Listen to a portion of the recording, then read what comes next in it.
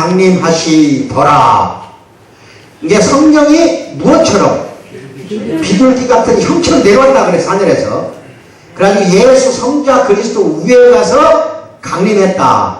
그리고 나서 또 좀 있어서 하늘로부터 또 소리가 나기를, 또 한 분이 나타나. 또 한 분이 너는 내 사랑하는 아들이라 내가 너를 기뻐하노라 하시니라. 이렇게 음성이 들려왔다 이겁니다. 그러면 예수님이 요단강에서 세례받을 때 있었던 장면이 이게 세례받을 때. 자, 그럼 여기서 3위가 나타납니다. 세 분이 위격에 나타나서 한 분 하나님이 된다 그랬으니까 먼저 하나 짚어봅시다. 비둘기 같은 형체로 성령이 내려왔죠. 자, 성령 한 분. 그 다음 또 뭐예요? 하늘로부터 소리가 하늘로부터 소리가 나서 너는 내 사랑하는 아들이라 내가 너를 기뻐하노라. 성부 하나님이죠. 그 다음에 세례받고 있는 당사자가 거기 서 있었을 거 아니야. 그게 성자 하나님입니다. 그럼 예수님은 하나님일까요? 아닐까요? 빨리 말해봐. 하나님이시죠. 하나님이에요.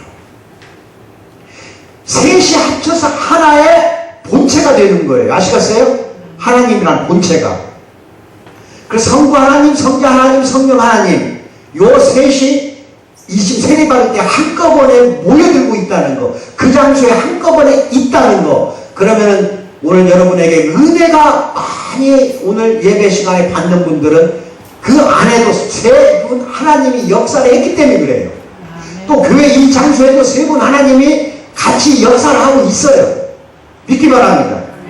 구약성경과 신약성경은 전체를 봤을 때, 전체를 놓고 봤을 때 구약 39권, 신약 27권, 합쳐서 66권입니다. 구약성경의 시작은 아담의 계보로 시작이 됩니다. 창세기 2장 7절 흙으로 사람을 빚어 만들어 놓고 새 코에 생기를 불어넣어 생명이 되더라. 인간을 만드는 장면 나왔나요? 아담을 만드는 장면 나오죠. 또 아담이 깊이 잠들었을 때 갈비뼈 빼가지고 하와 만드는 장면 나와요? 나오죠. 그러니까 아담의 계보로부터, 그러고 나서 창세기 또 몇 장 더 건너가 보세요. 그러면은 아담의 아들은 누구누구고 이게 이제 창세기 5장 1절부터 계보가 나와요. 아시겠어요? 그러니까 구약성경은 처음 시작은 아담의 계보로 시작이 됩니다. 누구의 계보로 시작이 됐다고요? 네. 그런데 신약성경은 그게 아니에요. 마태복음 1장 1절부터 뭐라고 나오냐? 예수 그리스도의 계보라 이렇게 나와요. 신약은 누구의 계보로 시작하는 거예요? 구약은 아담. 그리고 구약은 아담 계보로 시작하면서 대초에 거기서부터 시작하는 잘못된 어긋난 길로 나가는 게 하나 뭐야? 죄가 같이 시작이 돼요. 근데 신약은 예수님이 내려와서 탄생하는 그것부터가 예수 그리스도의 계보로 시작이 된다. 구약의 끝은 뭐냐? 말라기서 4장 6절에 보면은 내가 와서, 여기 내가가 누구야? 성부 하나님. 내가 와서 저주로 그 땅을 칠까 하노라. 저주를 아주 그냥 땅을 쳐버리겠다. 저주를 말하는 것이 나타나요. 저주로 끝나. 예, 구약은 아담의 계보로 시작했다는 건 죄로 시작했다는 거고, 끝나는 것도 저주로 끝난다는 거예요. 이게 죄로 시작해서 저주로 끝나는 게 뭐야? 구약이에요. 그러면 죄와 저주로 한꺼번에 짊어지고 우리 인류를 대표하는 건 아담이라는 것을 알 수가 있어요. 첫째 아담이라. 이건 첫 번째 아담. 그 다음에 신약 성경은 예수 그리스도의 계보라. 이렇게 시작해가지고 끝날 때 계시록 22장 2절의 맨 마지막 부분에 가서 뭐라고 나오냐? 다시는 저주가 없으며 아멘. 이제 저주가 끝나버린 거예요. 누구로 인해서 저주가 끝나는 거예요? 예, 성경에 신비한 겁니다. 신비한 겁니다. 구약은 죄와 저주의 역사입니다. 배신과 충성을 하면서도 배신하는 그 역사가 기록되고 눈물과 고통과 반역의 역사가 다 기록된 게 구약이라면은, 신약은 예수님 안에서 새하늘과 새 땅을 바라보고 소망하면서 살아가는 우리 신자들의 역사입니다. 이래가지고 마지막에 가서는 눈물도 없고 고통도 없고 병도 없고 아주 새하늘과 새 땅에서 우리는 행복하게 영생한다. 이게 신약의 역사며, 그래서 맨 마지막 22장 2절 요한계시록에 뭐라고 그래? 다시는 뭐라고? 저주가 없다. 선포하는 역사가 신약의 역사입니다. 누구 때문에 저주가 없어진 거예요?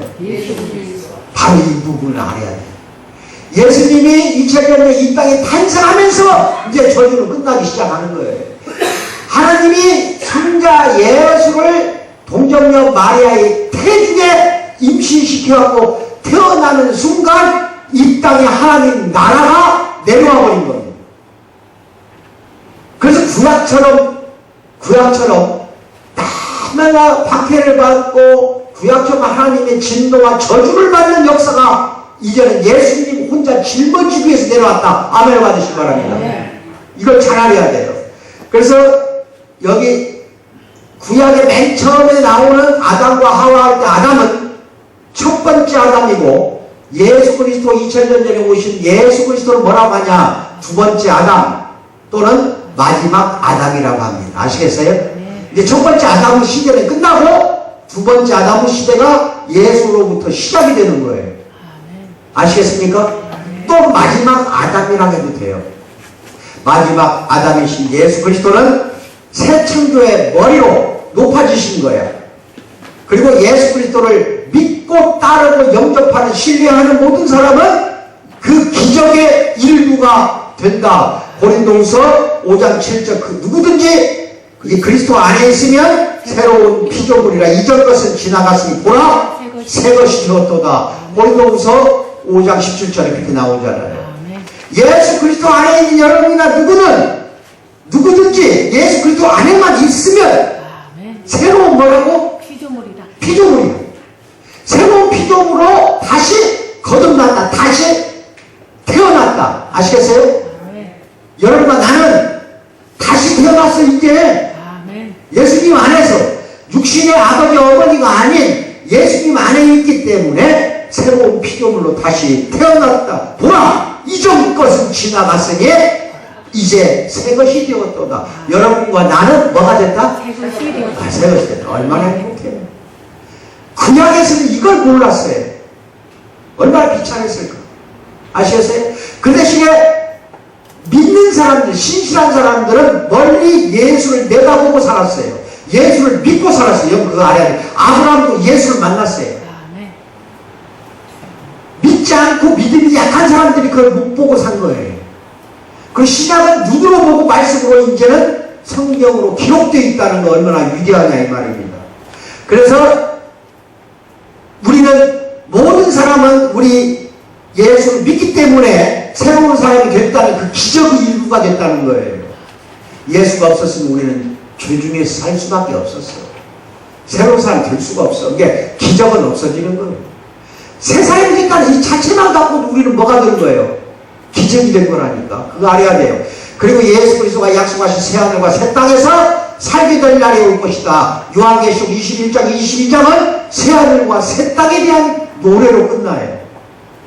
거기에서 앞으로 우리는 이제 전부 다시 몸과 영혼이 합쳐서 하나가 되어 부활되리라고 믿기 바랍니다. 이미 죽어 무덤 속에 있는 사람도 먼저 그 사람이 부활이 돼요. 아시겠어요? 죽어도 우리는 부활이 되니까 얼마나 좋아. 어? 그걸 믿는 믿음이 말하자면 신앙이에요. 진리, 복음, 그게 바로 복음이라니까. 기쁜 소식을 전해주고 있잖아 지금. 예수님을 잘못 알고 있다면 우리는 우리 자신의 영적 상태나 죄의 실체와 복음의 메시지에 대해서도 잘못 알고 있을 수밖에 없어요. 오늘 잘 알아야 돼. 예수 그리스도를 바로 알고 그분을 신뢰하고 있다는 우리 죄는 용서받고 우리는 그분께 속한 예수 그리스도의 사람이 된다 이 말이에요. 그래서 예수 그리스도가 우리에게 주시려 오신 풍성한 삶을 그리스도 안에만 있다고 한다면 지금부터 같이 경험할 수가 있게 된다. 느닷없이 이제 광야에서 한 사람이 비범한 한 사람이 나타납니다. 사람의 말에 그 사람의 말에 귀를 기울이기 위해 흥분 상태가 된 사람들, 수많은 사람들이 요단강가에 모여들기 시작합니다. 그 사람들이 기적을, 그 세례요한이라고 하는 그 사람이 기적을 행한 건 하나도 없습니다. 그가 전하는 메시지가 기적을 행하지도 않았는데 사람들을 사로잡았어요. 그래서 종교인들을 비롯한 바리새인뿐만 아니라 수많은 사람들이 전부 요단강가로 몰려들기 시작합니다. 왜 그랬을까? 세례 요한의 메시지를 듣고자 해서. 세례 요한은 예수님이 태어나기 6개월 전에 먼저 태어났고 활동하는 것도 6개월 전에 먼저 활동을 했어요. 그래서 예수님이 활동하는 길을 다 닦아놓고 헤롯 대왕에 의해서 순교해서 죽게 됩니다. 아시겠어요? 죽고 나서 그 다음에 예수님의 활동이 이제 시작이 되는 겁니다. 그러면 이제 활동하기 직전에 세례 요한이 예수님 활동하기 직전에는 이렇게 수많은 사람들이 메시지를 들으려고 왔어요. 세례 요한의 기적을 보려고 온 게 아니라니까. 다 와서 어디로 왔어요?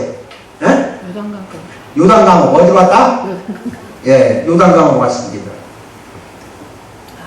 이게 유대교의 지도자들까지도 그의 말을 듣기 위해 찾아온 거예요. 하늘이 400년 동안 세례 요한이 나타나기 전에 침묵을 지켜오다가 이제 유대의 선지자 가운데 마지막 가장 큰 선지자 세례 요한이 나타난 겁니다. 구약이 말라기로 끝나죠. 이렇게 여러분은 이제 중간기를 잘 안 배워서 모를 거예요. 구약이 말라기로 끝나고 이렇게만 생각하시. 신약의 마태복음으로 시작하죠. 그 기간이 400년입니다. 몇 년? 400년. 400년은 하나님의 음성이 들리질 않았어요. 선지자도 내려보내지 보내지 않았어요. 그러니까 아주 그냥 암흑기 속에서 유대인들이 살았던 기간이 몇 년이라고? 400년. 400년 지난 다음에 세례 요한이 마지막 선지자, 가장 큰 선지자로 온 거예요. 그리고 그 후에 6개월 후에 예수님의 이제 활동이 시작이 되는 겁니다. 이런 지식을 잘 알고 계셔야 돼. 응? 그래서 그는 하나님 나라가 이제 도래할 것이라고 메시지가 뭐예요? 하나님 나라가 도래한다고 선포하는 메시지를 다 듣고 있는 거예요. 그러니까 하나님 나라를 하니까 듣는 사람들은 뭐냐? 그때 로마의 압제를 받던 때야. 아, 메시아가 이 땅에 드디어 오는구나. 이게 세례 요한의 말을 들으려고 몽땅 몰려왔는데 생각은 처참한 거예요. 생각하는 게 뭐예요? 하나님 나라가 도래한다니까 듣는 사람들은 메시아가 와서 로마를 무찔러내고 로마의 압박으로부터 해방시켜주는 거.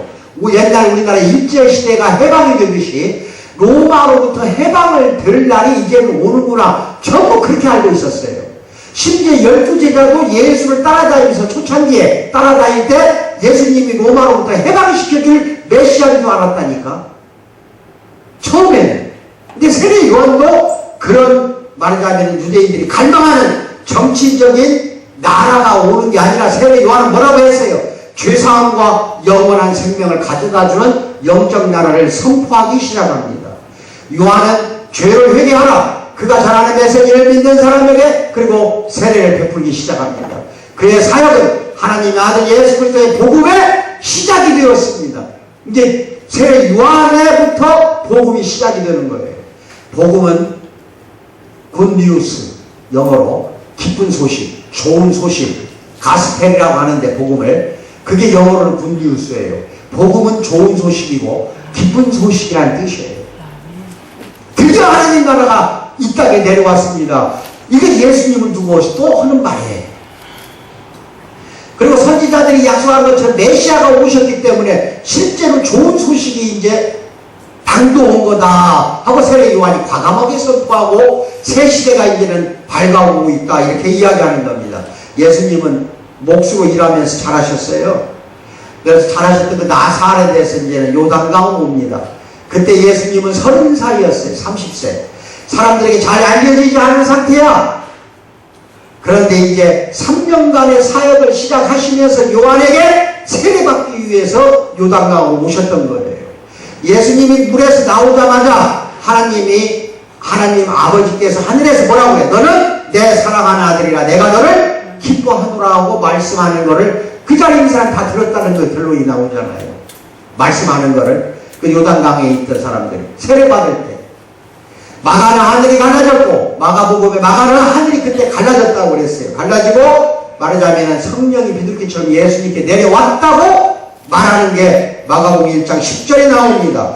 물에서 올라오실새 하늘이 갈라지고 성령이 비둘기같이 자기에게 내려오심을 보시더니 이게 마가복음 1장 10절에 하늘이 갈라지고 성령이 비둘기처럼 내려왔다고 했고 방금 우리 이승현 학생이 낭독했던 방금 그 누가복음 3장 22절인가? 네. 본문 말씀도 마찬가지 뜻이고 똑같은 뜻을 다르게 표현한 거야. 요한복음의 사도 요한도 성령이 비둘기처럼 내려오더라. 이 이야기가 세 개의 복음서에 다 나옵니다. 아시겠어요? 그럼 얼마나 대단한 거예요 이게. 예수님이 30살이 됐을 때 이때가, 그래서 세례받고 물에서 올라올 때 마가복음에서는 그렇게 이야기를 하고 있다. 이런 극적인 장면은 예수님이 어떤 분인지, 그리고 왜 우리가 그분을 믿어야 하는지, 그리고 왜 그분을 우리 삶의 주님으로 모셔야 하는지를 우리에게 극적으로 보여주는 장면이라니까. 하늘이 갈라지고 성령이 내려왔어요. 그런데도 예수님을 하나님으로 모시지 않는다고 한다면 여러분이야 나는 문제가 큰 거 아니냐. 그러니까 이렇게 생각하면 돼요. 예수님에 대해서 아는 거는 누구든지 할 수 있어요. 예수를 안 믿어도. 일반인들도 예수에 대해서는 얼마든지 연구하고 공부할 수 있지만은 오늘 이 시간 여러분 나는 예수에 대해서 알려고 온 게 아니라 예수님을 알려고 온 겁니다. 누구를 알려고 온다? 예수님의 정체. 도대체 예수 그리스도는 어떤 정체성을 갖고 있는가? 이것은 여기에서 배울 수밖에 없지 않냐 이 말입니다. 밖에서는 못 배워요. 첫째, 예수님은 뭐예요? 하나님의 아들이라는 겁니다. 하나님은 너는 내 아들이라고 말씀하셨습니다. 그것은 예수 그리스도가 곧 하나님이라는 뜻이에요. 너는 내 아들이다. 성부 하나님이 너는 내 아들이라고 했어요. 그럼 예수도 하나님이라는 뜻이다 이 말이에요. 하나님의 아들은 하나님인지 뭐야? 여기에서 이런 걸 찾아내야 돼요. 종교 지도자의 질문을 받았을 때 세례 요한은 뭐라고 했어요? 세례 요한은 예수님을 보고 뭐라고 해? 예수님 보고 나는 그분을 보았다. 그거 하나님의 아들이라는 것을 나는 증언한다. 세례 요한은 알았어요. 예수님의 사역이 시작되는 그 놀라운 광경 속에서 삼위일체 하나님이 나타나는 것을 우리는 볼 수가 있다 이겁니다. 그래서 아버지 하나님이 하늘에서 말씀하시고 아들 하나님이 요단강에 세례받으시며 성령 하나님이 하늘에서 비둘기같이 예수님에게 내려오셨기 때문에 다 알 수가 있다 이 말이에요. 그 자리에 있던 사람 다 알았다는 거잖아요. 예수님의 사역이 끝나갈 무렵, 끝나갈 때쯤, 즉 예수님이 십자가에 가까이 다가가고 계실 때 아버지 하나님이 또다시 예수님이 누구신지를 확인시켜 줬어요. 그때는 어디서? 변화산 위에서. 변화산 위에서 사도 베드로, 요한, 야고보 이런 사도들을 데리고 갔을 때 변화산 위에 올라가서 예수님이 하얗게 변화가 됩니다. 그 자리에 모세와 엘리야가 내려와요. 아시겠어요? 그리고 예수님이 가운데 앉아가지고 엘리야와 모세와 이야기하면서 하얗게 변화되는 장면이 나타납니다. 아시겠어요? 그걸 3명의 사도들이 봤다 이 말이에요. 그때 하늘이 열리고 하늘에서 음성이 들리는데 뭐라고 들려? 이는 내 사랑하는 아들이요 내 기뻐하는 자니 너희는 그의 말을 들어라. 마태복음 17장 5절이에요. 내 사랑하는 아들이요 내 기뻐하는 자다. 예수님이 내 기뻐하는 자고 내 사랑하는 아들이야. 너희는 예수님의 그 말을 들어라. 그의 말만 들어라 이거예요. 순종하라는 뜻입니다. 이사야 선지자는 700년 전에 예수님이 오시기 700년 전에 예수님이 오실 것을 이미 예언했어요. 예언. 이사야서 42장 1절 같이 합독합니다. 시작. 내가 붙들은 나의 종 내 마음에 기뻐하는 자 곧 내가 택한 사람을 보라. 내가 나의 영을 그에게 주었은지 그가 이방에 정의를 베풀리라. 이게 예수님을 두고 700년 전에 예언한 거예요. 이사야 선지자가 구약 성경 이사야서를 보면 나와요. 아버지 하나님이 아들 하나님에게 말씀하시고 성령이라는 선물을 약속해 줍니다. 따라서 여기서도 삼위 하나님이 나타나는 것을 이사야서에서도 우리는 알 수가 있다. 사탄과 그의 마귀들도 예수 그리스도가 하나님이라는 사실을 이미 알고 있었어요. 마태복음 4장 3절에 뭐라고 나오냐? 시험하는 자가 예수께 나와서, 즉 마귀가, 사탄 마귀가 예수께 나와 이르되 네가 만약 하나님의 아들이거든 명하여 이 돌들을 떡으로 되게 하라. 떡덩이가 되게 하라. 네가 하나님의 아들이거든. 이미 알고 있었어. 예수님이 말한 거 아니야. 마귀 사탄도 예수님이 하나님의 아들이라는 거 안다 이 말입니다. 그리고 새로 회심한 사울이 바울이 돼가지고 회당에 앉아있을 때 예수님은 하나님의 아들이라고 드디어 담대하게 증언하기 시작하는 게 사도행전 9장 20절에 나옵니다. 예수님이 제자들에게 자신을 누구라 생각하는지 물으시자 베드로가 뭐라고 하죠? 주는 그리스도시여 살아계신 하나님의 아들이십니다 하고 마태복음 16장 15, 16절에서 이렇게 고백을 합니다. 살아계신 하나님의 아들로 고백합니다. 예수님도 그 대답을 부인하지 않았어요. 인정해줬어요. 사도 요한은 누구든지 예수를 하나님의 아들이라 시인하면 하나님이 그의 안에 거하시고 그도 하나님 안에 거한다 그랬습니다. 자, 사랑하는 우리 성도 여러분, 예수님을 하나님의 아들이라고 시인합니까? 네. 아멘으로 받으세요. 아멘.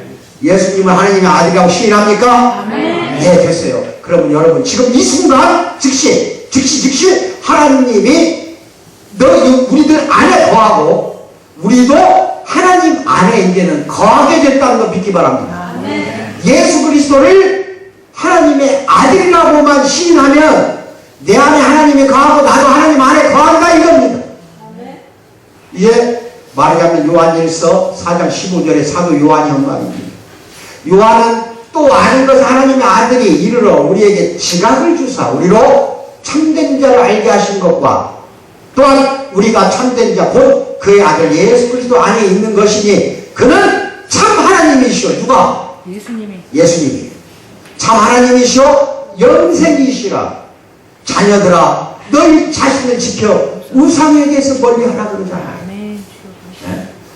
그럼 공부하며 그의 첫 번째 편지를 마무리합니다. 요한일서는 사도 요한이 쓴 편지예요. 첫 번째, 하나님의 아들 예수 그리스도를 섬기지 않는다면 바로 아버지 하나님도 섬기지 않는 것이나 똑같습니다. 왜냐하면 예수님이 뭐라고 말해요? 요한복음 5장 23절 시작. 이는 모든 사람으로 아버지를 공경하는 것 같이 아들을 공경하게 하려 하심이라. 아들을 공경하지 아니하는 자는 그를 보내신 아버지도 공경하지 아니하니. 이제 알겠죠? 아들을 공경하지 않는 자, 즉 예수 그리스도를 공경하지 않는 것은 예수 그리스도를 이 땅에 보낸 성부 하나님 아버지도 공경하지 않는 거나 똑같이 되어버린다는 겁니다. 왜? 둘 다 참 하나님이에요. 간다는 거예요. 그래서 요한은 예수 그리스도를 하나님의 아들로 기술하고 그분을 믿고 영원한 생명을 얻도록 사람들을 격려하기 위해 그 훌륭한 요한복음이라는 복음서를 기록했던 겁니다. 요한복음 20장 30에서 31절 그 두 절을 같이 합독합니다. 시작. 예수께서 제자들 앞에서 이 책에 기록되지 아니한 다른 표적도 많이 행하셨으나 오직 이것을 기록하면 너희로 예수께서 하나님의 아들 그리스도이심을 믿게 하려 하며 또 너희로 믿고 그 이름을 힘입어 생명을 얻게 하려고 요한복음을 썼다 하고 맨 마지막에다 이야기하잖아요. 요한복음에 기록하지 않는 예수 그리스도의 표적이 얼마나 많은지 모른다 이거예요. 다 기록 못하겠다는 거예요.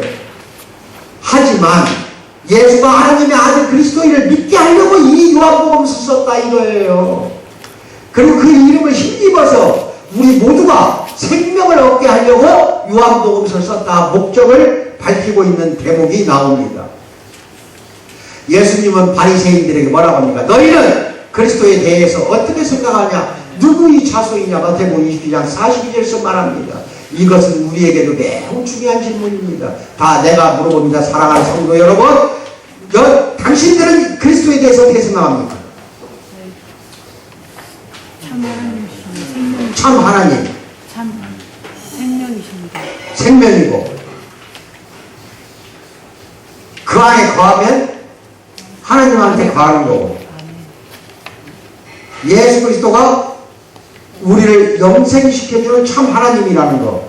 아멘을 받으시면 예수님은 사랑받는 아들입니다. 성경에 사랑이라는 단어가 가장 많이 나오는 건 창세기 20장 2절입니다. 거기에서 하나님이 아브라함에게 뭐라고 말합니까? 네 사랑하는 독자를 데리고 사랑이라는 말이 처음 나와요. 가서 제물을 바쳐라 하고 말씀하는, 즉 네 사랑하는 이삭을 데리고 가서 제물로 바치라고 하잖아. 사랑하는 아들, 이게 바로 마태오, 마가, 누가복음에서 사랑이라는 단어가 가장 먼저 나오는 곳은 예수님이 세례받을 때 하나님이 예수님에게 뭐라고 그래? 내 사랑하는 아들이라고 하잖아요. 그리고 3년 후에 십자가에 매달려 제물로 죽여버리잖아요. 아브라함은 자기 이삭을 제물로 사랑하는 독생자, 그건 독자예요. 아브라함 아들 이삭도 그래 데리고 외아들 데리고 와서 제물로 바쳐 죽이려고 했지만 하나님이 살려줬어요. 그거는 예수 그리스도의 모형을 보여준 것 뿐이에요. 하지만 예수 그리스도는 하나님의 독생자 아들이면서 직접 제물로 바쳐버리게 하나님이 우리에게 했던 것은 지극히 예수님도 사랑을 했지만 우리도 사랑했기 때문에 이러한 일이 벌어지는 거예요. 네? 그래서 삼위일체 하나님의 관계가 사랑 관계라는 사실을 우리는 깨달아야 해요. 이거 참 중요합니다. 사도 요한은 뭐라고, 요한복음 3장 35절 뭐라고 하냐? 아버지께서 아들을 사랑하사 만물을 다 그의 손에 주었다 그랬어요. 성부 하나님이 성자 예수님에게 만물을 다 주었다는 건 주님으로 삼았다는 겁니다. 사랑했기 때문에. 예수님은 당시 종교 지도자들에게 뭐라고 말합니까? 아버지께서 아들을 사랑하사 자기가 행하시는 것을 다 뭐예요? 아들에게 보이시고 또 그보다 더 큰 일을 말하자면 보이사 너희로 놀랍게 여기게 하시리라고 말씀하셨습니다. 나중에 예수님은 또 뭐라고 말합니까? 내가 내 목숨을 버리는 것은 그것을 내가 다시 얻기 위함이니. 먼저 알았잖아. 십자가에 달리기 전에 십자가의 목숨을 버리는 것을 다시 얻는 거예요. 이로 말미암아 아버지께서 나를 사랑하시느니라. 왜 사랑해? 죽여놓고 살려줬습니다. 십자가에 못을 받게 하는 것, 여기에서는 사랑이 잘 나타나질 않아요. 그러나 무덤에 장사돼서 3일 후에 부활했을 때에는 얼마나 사랑했으면 자기 아들을 다시 부활로 나타내 보여줬을까. 이것이 바로 아버지께서 나를 사랑하기 때문에 그런다는 것을 예수님께서 고백합니다. 그래서 우리는 흔히 갈보리를 죄인들을 사랑하는 하나님을 보여주는 증거라고 생각합니다. 갈보리 언덕을 십자가 짊어지고 올라갔잖아요. 그러나 사실 맞아요. 맞는 건데 우리가 아직 죄인 되었을 때 그리스도께서 우리를 위하여 죽으심으로 하나님께서 우리에 대한 자기의 사랑을 확증한 거 맞아요. 그러나 갈보리는 또 아들이 오직 내가 아버지를 사랑하는 것과 같이 아버지께서 명하신 대로 생하는 것을 세상에 알게 하려미로다. 일어나라 여기를 떠나자 하시니라 그랬어요. 그러나 더 놀라운 사실이 있어요. 하나님 아버지가 예수님을 사랑하시는 것처럼 우리를 사랑하고 하나님 아버지는 아들을 사랑하는 것처럼 또한 우리를 사랑한다는 겁니다. 그래서 예수님은 하나님께서 나를 사랑하는 것 같이 나도 너희를 사랑하였으니 나도 나의 사랑 안에 거하라 그랬고 요한복음 15장 9절에서 그래요. 곧 내가 그들 안에 있고 아버지께서 내 안에 계시어 그들로 온전함을 이루어 하나가 되게 하려 함은 아버지께서 나를 보내신 것과 또 나를 사랑하신 같이 그들도 즉 우리들도 사랑하시는 세상을 알게 하려 함이로다. 이런 말씀을 합니다. 우리 다 같이 하는 노래예요. 오랜만에 이 노래 한번 불러봅시다.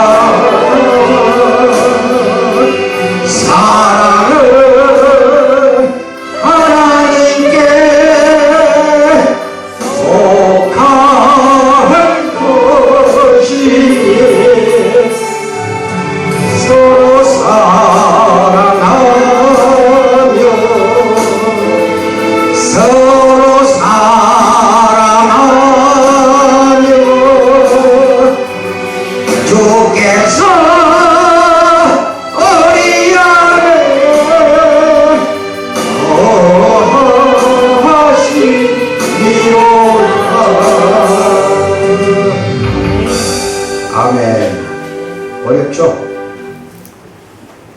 자꾸 이 노래 장집사 많이 좀 불러봐. 네? 앉아 있잖아. 누구 불렀어? 따라 부르사 손 들어봐. 몇 사람 드네? 아이고. 따라 부르든지 속으로 불렀어야 돼요. 이게 요한 1서가 2서에 나오는 말씀. 그걸 찬양으로 불러요. 하나님은 사랑이에요. 우리는 사랑이 속했거든요. 하나님께 속했다는 건 사랑이 속한 거. 서로가 서로를 사랑하라 이 말이에요. 이걸 여러분들이 잊어서는 안 됩니다. 우리 형제들은 이제 사랑으로 뭉쳐야 됩니다. 아시겠습니까? 예수님이 우리에게 하나님을 알게 하신 것은 하나님이 예수님을 사랑하신 사람이 우리 안에 있고 사람이 우리 안에 있고 예수님도 우리 안에 있고자 하심을 말하는 것입니다. 요한복음 17장 26절 뭐라고 나옵니까? 내가 아버지의 이름을 그들에게 알게 하였고 또 알게 하리니 이는 나를 사랑하신 사랑이 그들 안에 있고 나도 그들 안에 있게 하려 한다. 하나님의 사랑이 여러분 안에 있다는 것은 내가 너희들 안에 있게 하려고 한다. 예수님이 이렇게 말하잖아요. 즉 하나님의 사랑이 여러분한테 있다는 것은 뭐예요? 예수님이 성령님이 하나님이 몽땅 삼위일체가 내 안에 있다는 뜻이야. 그래서 그리스도인이 참된 그리스도인을 알려면은 그 인지가 되고 표지가 되고 표징이 되는 게 뭐냐? 사랑입니다. 서로가 서로를 사랑하지 못한다면 내 안에 하나님이 없어요. 간다는 거예요. 아시겠습니까? 서로 사랑하자 그랬잖아. 아까 뭐라고? 하나님은 아버지가 아들을 사랑하시는 것처럼 우리를 사랑해요. 아들도 아버지가 아들을 사랑하는 것처럼 우리를 또 사랑해요. 하나님 그 사랑하는 아들 예수님 안에 있는 우리에게 하나님의 영광스러운 은혜를 값없이 주신다는 걸 믿기 바랍니다. 에베소서 1장 6절 합독합니다. 시작. 이는 그가 사랑하는 자 안에서 우리에게 거저주시는 바 그의 은혜의 영광을 찬송하게 하려 하는 것이라.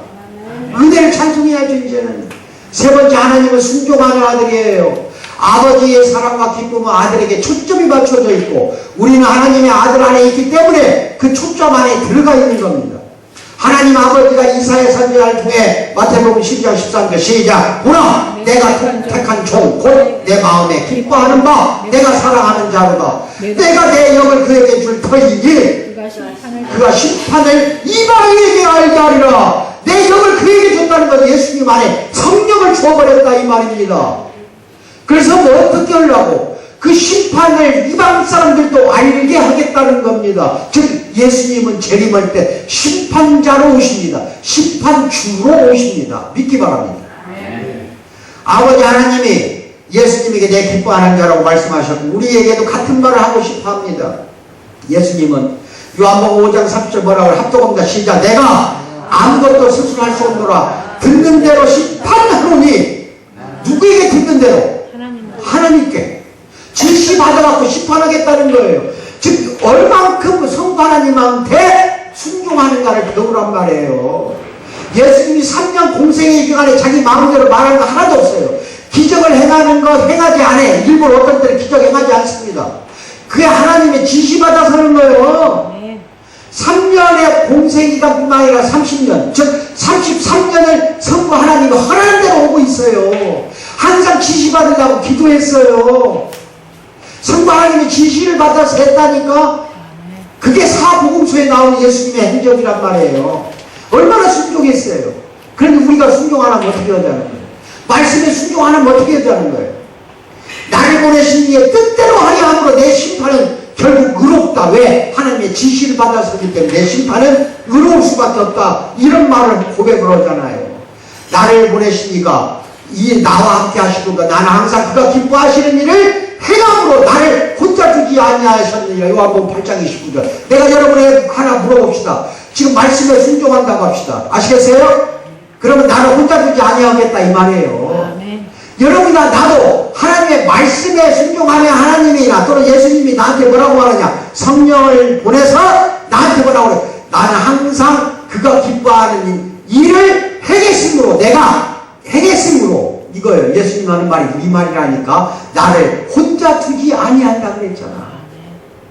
순종하는 사람한테는 삼위일체 하나님이 같이 동행한다는 걸 믿기 바랍니다.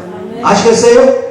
우리 주님은 예수께서 이르시되 나의 양식은 나를 보내신 이의 뜻을 행하며 그의 일을 온전히 이루는 것이라고. 그게 바로 자기의 양식이라고 하잖아요. 우리 주님의 양식이 뭐야? 양식이 먹는 게, 말씀. 주님이 먹는 게 뭐냐고. 말씀입니다. 예, 예수님이 나의 양식은 나를 보내신 그 성부 하나님의 뜻을 행하며 그 일을 온전히 이루는 게 내 식량, 내 양식이라고 그랬어. 네. 그런데도 말씀에 순종 안 하실래요? 사도금서 다시 써야 될 것 같아. 나만 막 지금 열을 내는데 알아서들 해. 여러분의 양식은 말씀이 양식이야. 여러분과 내 양식은 예수님처럼 그분의 말씀의 뜻을 행하며 그의 일을 온전히 이루는 것이라고 했으니까 그 뜻은 뭐야? 말씀에 순종하는 게 우리의 양식이 되어야 된다 이겁니다. 예수님은 이제 죽고 부활해서 올라가셨어. 우리에게 준 것은 말씀만 주었어요. 말씀만. 그게 성경이야. 성경에 나오는 그 다 말씀에 살아 움직이는 역동력이 있어가지고 우리 골수와 영혼을 쪼개버린다고 하잖아요.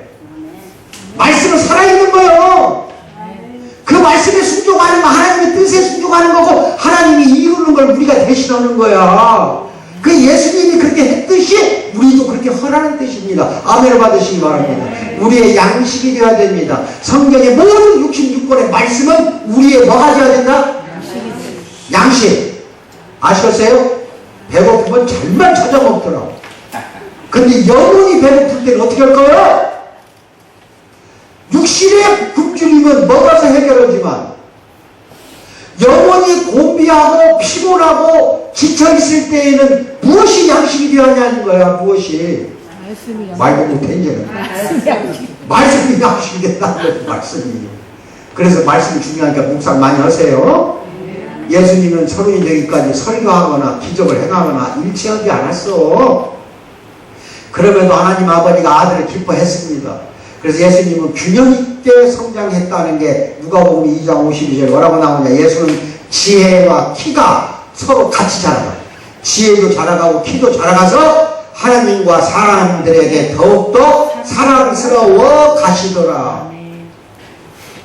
30살 될 때까지 지혜와 키, 육신의 키가 같이 자랐다고 하잖아. 균형 있게 좀 갑시다. 아시겠어요? 좀 신앙도 언제나 성장이 되어야 되겠다. 아시겠어요? 항상 제자리에서 맴돌지 마세요. 맨맨 놓고 맨맨 도는 거냐? 맨날 그 자리냐? 그 자리냐? 맨날 전만 퍼먹을래? 닦아가는 육식도 고기도 질긴 것도 먹여야 할 거 아니야 이제는. 이게 우리의 영의 양식이 갖춰져 있지 않으니까 더 그러는 겁니다. 그리고 말하자면은 요셉, 즉 자기 아버지, 육신의 아버지 목공소에서 일할 수 있을 만큼 계속 성장한다. 마태복음 13장 52절 이는 그 목수의 아들이 아니냐. 그 어머니는 마리아고 그 형제들이 야고보, 요셉, 시몬, 유다라고 하지 않느냐. 막 마을 사람들이 예수를 가리켜서 그러잖아요. 그러니까 성장할 때까지 아버지 요셉의 목공소에서 대패질하고 말하자면은 망치질하고 만들고 썰고 깎고 같이 일을 했다는 결론이에요. 그걸 다 알아요 마을 사람들이. 예수님이 그분의 부모에 순종하신 것 같이 하나님 아버지께 기쁘시게 했더라는 거. 누가복음 2장 51절에 뭐라고 나오냐. 예수께서 함께 내려가서 나사렛에 이르러 순종하여 받으시더라. 그 어머니는 이 모든 말을 마음에 두니라. 어머니 아버지에게 얼마나 순종했는지 몰라. 여기 나가더라. 여기 수면이 하나밖에 없어서 어떻게 한다냐. 그 옆에 누구 앉았어? 네 옆에. 옆쪽으로 이쪽으로. 아빠 엄마 앉았지? 순종해야 그랬지? 응? 대답해봐. 예수님도 그렇게 순종했어요. 예수님이 자기 육신의 아버지 어머니에게 또 순종했다는 거 아시겠어요? 자기의 진짜 아버지는 성부 하나님인데도 불구하고 이 세상에 살면서 육신의 부모에게 순종하듯이, 그리고 자기 손으로 일하는 것도 배우듯이, 사랑하는 우리 형제들이요, 부모가 살아 계시면 전부 다 순종하십시오. 아시겠습니까? 에베소서 5장 8절에 뭐라고 나와? 자녀들아, 골로새 3장 20절 뭐라고 나와? 자녀들아 모든 일에 부모에게 순종하라. 이는 주 안에서 기쁘게 하는 것이라고 말씀이 나오잖아요. 아시겠어요? 순종하는 우리 우리 성도들 되기를 주님의 이름으로 축원드립니다. 그리고 이제 마지막으로 쭉 읽어보시고, 예수님은 승리의 아들입니다. 이게 무슨 말이냐? 우리도 승리한다는 뜻이에요. 세례 받을 때 요단강에서 세례 요한한테 받을 때 세례 요한이 말렸습니다. 근데 아니다, 말리지 마라. 우리가 이것을 해야 하는 것이다 할 때 우리는 세례 요한과 함께 정의를 이루자는 게 아니라 뭐 이룰 수가 없어요. 세례 요한한테 우리가 그랬어요. 예수님이 이거 뭐예요? 성부, 성자, 성령 셋이 같이 이것을 해야 하는 것이다 하고 당연히 받으려고 갔던 거예요. 이 뜻은 뭐예요? 요나서에 봐봐, 요나. 그거 똑같아요. 아시겠어요? 물속에 잠겼다는 건 죽었다는 거예요. 물속에서 나왔다는 건 침례거들 때는 강물, 요단강물 속에 들어갔다 나왔거든요. 이거 다시 새롭게 태어난다는 것은 부활이거든요. 그래서 승리의 예수님이 되듯이, 아시겠습니까? 요나가 3일 동안 고기 뱃속에 있다가 토해서 나와 부활되듯이, 예수님이 십자가에 못 박혀 장사한 지 3일 만에 부활하듯이, 모든 사탄 마귀 죄악으로부터 우리도 승리하는 사랑하는 성도가 되기를 주님의 이름으로 축원드립니다. 예수님은 그래서 사탄을 이겨낸 승리의 아들이었다는 것, 그리고 똑같이 그렇게 승리한다는 걸 믿고 예수님의 말씀에, 아시겠어요? 그렇게 해서 같이 해야 될 거다. 오스왈드 챔버스라고 합니다. 주님은 나의 최고봉이라는 책을 써서 엄청나게 지금 팔리고 있어요. 시중에 있어요. 그 오스왈드 챔버스가 뭐라고 하냐? 우리가 흉내낼 수 없는 것이 딱 하나 있다. 그게 뭐냐? 바로 성령으로 충만한 거다. 성령으로 충만한 거는 내가 충만해지고 싶어 충만해지는 게 아닙니다. 성령이 내 안에 충만하게 임재하셔야 돼요. 그러려면 이 교회 주시로 나오세요. 이제 금요일날도 나와요. 제발. 수요일날도 나오고 수시로 교회에 와서 성령 충만을 받으세요. 사회생활 하다 보면 단 하루 만에 성령이 충만하게 다 없어질 수가 있다 이 말이야. 그러니까 어떻게 일주일을 사냐? 이러니까 신앙이 성장이 안 되는 거예요. 수요일 금요일도 이제 오세요. 아시겠어요? 그래서 성령으로 충만한 사랑하는 성도가 되기를 주님의 이름으로 축원드립니다. 축원드립니다. 네. 나머지는 전부 가져가서 읽어보세요. 굉장히 소중한 자료입니다. 그 뒤에 있는 게 사복음서를 그 지도만 보고도 다 이제 그 끝나버리는 거예요. 지도를 잘 보세요. 아시겠어요? 잘 소중하게 해준 거니까. 기도하겠습니다. 사랑의 하나님 아버지 참으로 감사합니다. 사랑하는 우리 형제들 모두가 다 참으로 예수님처럼 그 성품과 인품을 닮아 온전히 작은 예수가 되어 이 세상에 나가서도 승리하고 살아갈 수 있도록 역사 인도하여 주시고, 항상 성령 충만한 가운데 삶을 살아갈 때에 온전히 하나님이 기뻐하는 사랑하는 자녀들 되도록 도와주실 줄 믿고 감사드리며 예수님 받들어 기도하옵나이다. 아멘.